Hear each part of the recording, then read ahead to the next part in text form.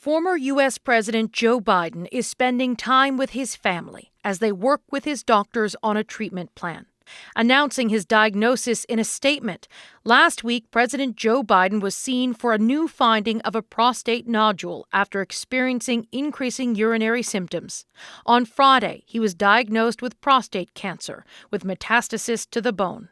While this represents a more aggressive form of the disease, the cancer appears to be hormone-sensitive, which allows for effective management.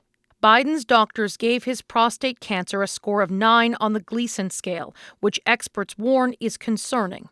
The Gleason score goes from 1 to 10, 1 being the best, 10 being the worst, and his tumor was graded as a 9, so a very aggressive form. Thank you. Donald, congratulations. Well wishes are coming in, including from his bitter rivals.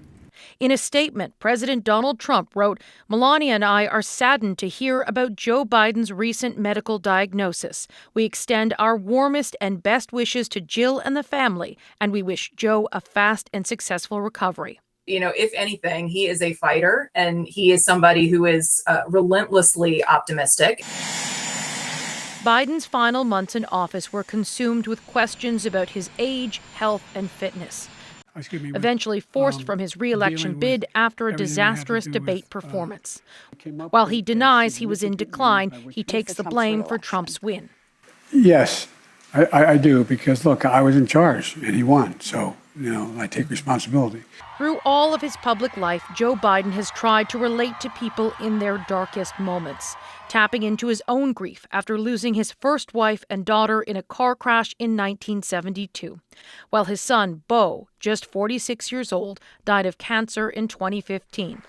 Beau's death inspiring his father to focus on cancer research, announcing millions of dollars in investments to make access to cancer treatment easier.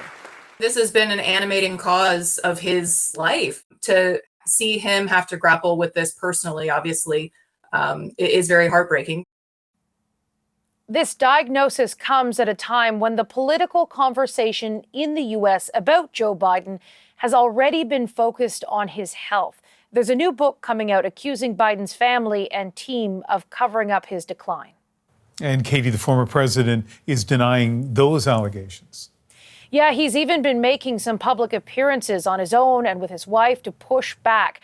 How the political conversation in the U.S. changes in this moment remains unclear because everything here is just so polarized. Katie Simpson in Washington.